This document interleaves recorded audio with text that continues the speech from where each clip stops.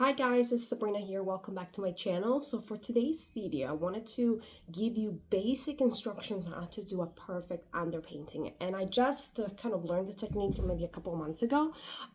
It's not a technique that it's often not my daily use of makeup. I usually do kind of contouring over the foundation or the tint, whatever I have on, and also use powder foundation around a lot. Powder foundation is not something that you would do with underpainting. Underpainting is something that you use with cream products.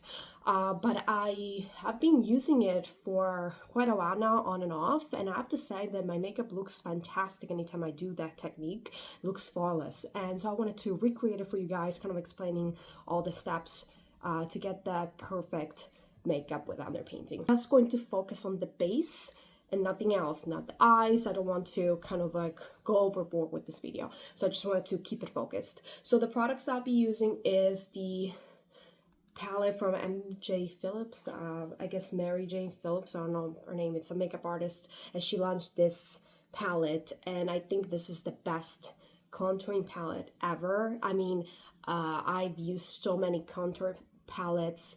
I think palettes are the best for underpainting, more so than sticks, just because you have everything here. You don't have to use anything extra. You don't have to use any concealers. So the products are fantastic when they're in a palette like this. And the formula is just so creamy. Like I said, you don't need really foundation. You can use this alone. But for the purpose of underpainting, there has to be some type of liquid base on top. Otherwise, it's not underpainting. It has to be under something, right? But like I said, you can use this as a contour palette, leave it at that. Use all the shades, by the way, but the one that I use the most is the contouring. This is my under eye kind of corrector, especially in this section. Those are my concealers, but I usually use this one for my skin tone. And this works also, this is the light shade. This works also when I have self-tan on. I have a little bit, but I'm still very pale, but it will still work. Facial will be using the Last Beige tint from Chanel. This is the light version. It came with a broken cap, unfortunately, but this is light. You have the medium shade when I'm self-tan, but right now I'm kind of on the light side, so I'll be using this. The two brushes that I'll be using are one from it doesn't come with a palette, but it is in the same product line. It came out all together. It's supposed to be used with that palette, and this brush is fantastic. It's easy to clean. You don't have to even water. I mean, of course you want to wash your brushes, but on the same day you can literally get rid of the product on a towel and it will remove, and you can reuse it. Using is this one from Ilia, and this is perfect for the tint that's very liquidy. Chanel launched that tint with a brush, but I don't really like that brush. It's too small, so this one is a great substitute. Do the contour, I go directly into the pan. You can kind of do the excess. I don't want to mess up my hand, honestly, but you can remove some of the excess. I don't really care. It's fine. It's so creamy that it works on the skin directly from the pan, and I go like this. Also, one thing I wanted to suggest is to pull all your hair up so that you can see the structure of your face. And I go up like that. So you will go on the cheekbone, and you go around on the forehead. I don't leave a straight line. I know some people kind of leave the straight lines and then they put the foundation or tint on top of it. I don't do that because to me it's just more work. I just don't want to leave lines like that. Like, to me, it will still show up with a tint. If you're using a regular foundation, it might not show up unless you leave it like this. But to me, it's a tint. It's gonna show up. So you start from here, and then you go on top of the forehead.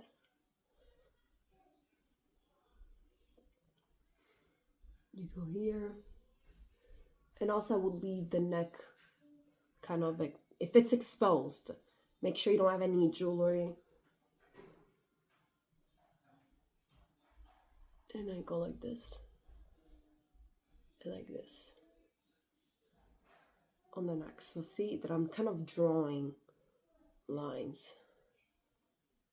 But stronger here.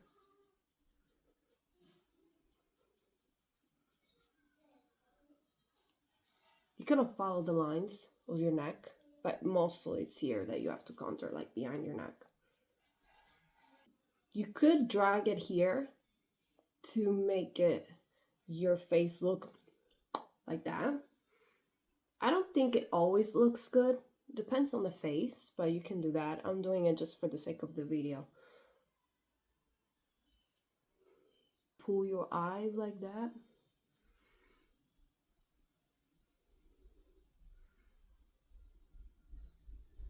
You want to do the same here.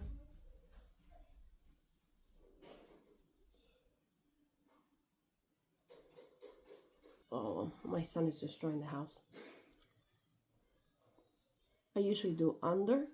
I have a little like area over here that's like that I want to highlight. Little indentation, right?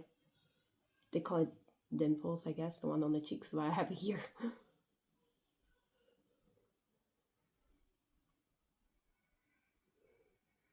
You can do the entire mouth.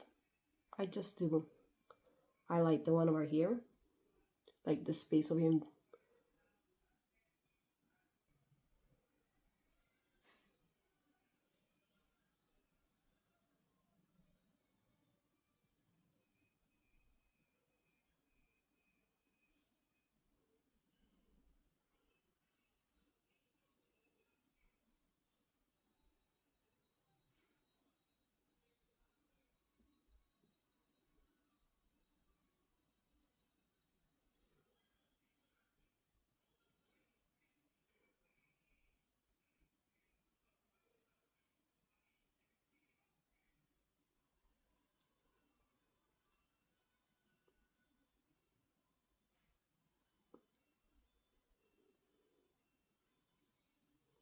This brush is fantastic. It's for contouring, not just the concealer.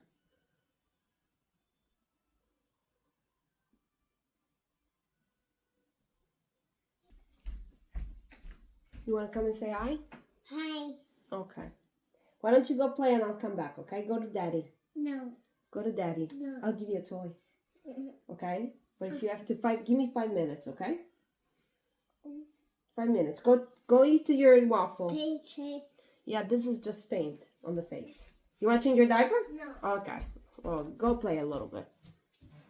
And we'll do some of the lightest shades. So the corrector.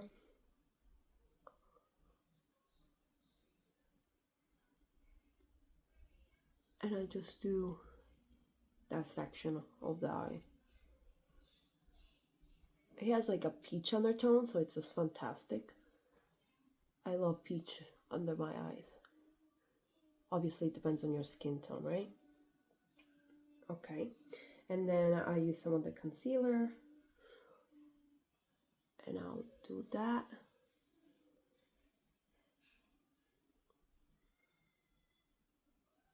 Also, I find it very blurring, by the way. Very blurring. It's fantastic. Then I'll go here to carve.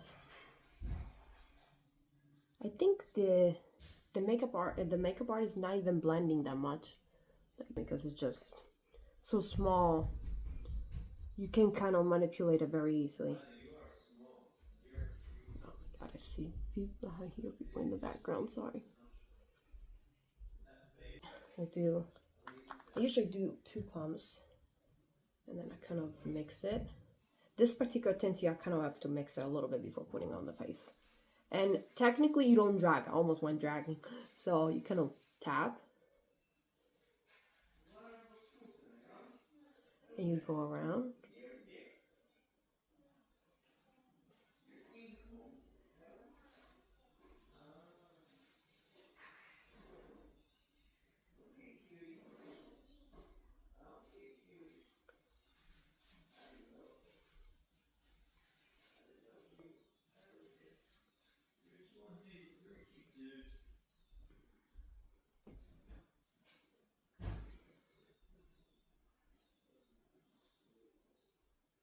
Okay. Do you guys see that he stayed?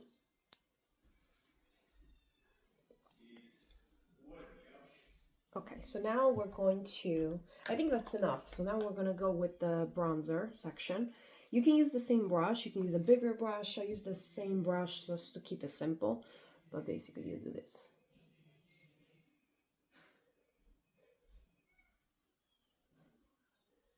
Because this is more of a bronzer, so you can use a bigger brush.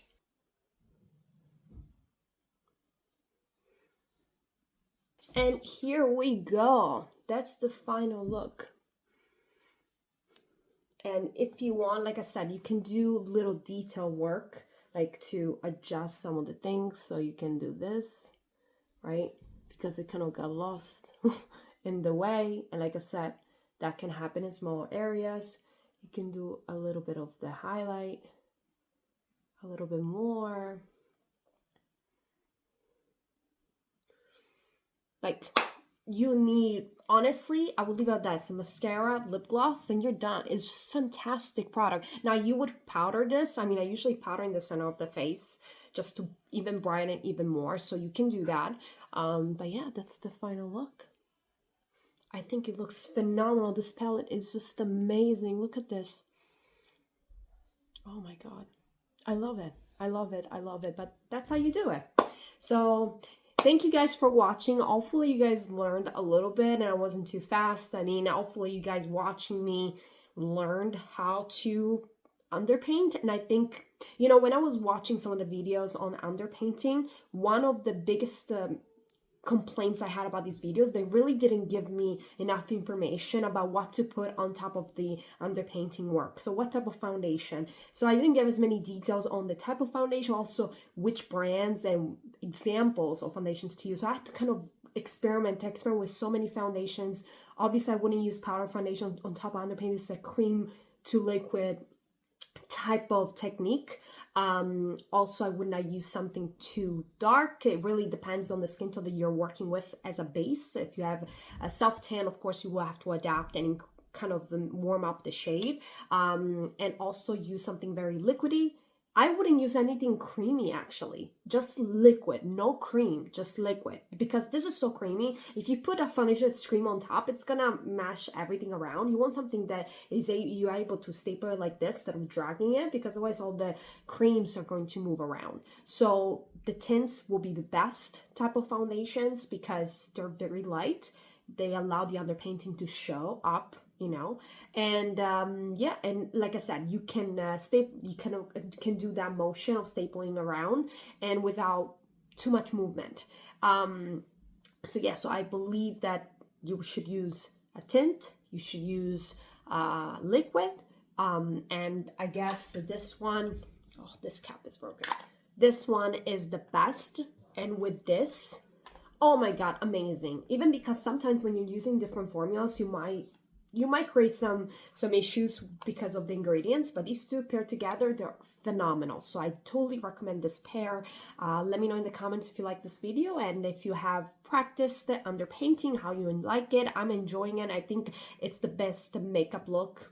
It kind of creates the best base ever, even for a daily makeup routine. So anyway, thank you so much for watching and I'll see you guys next time. Bye!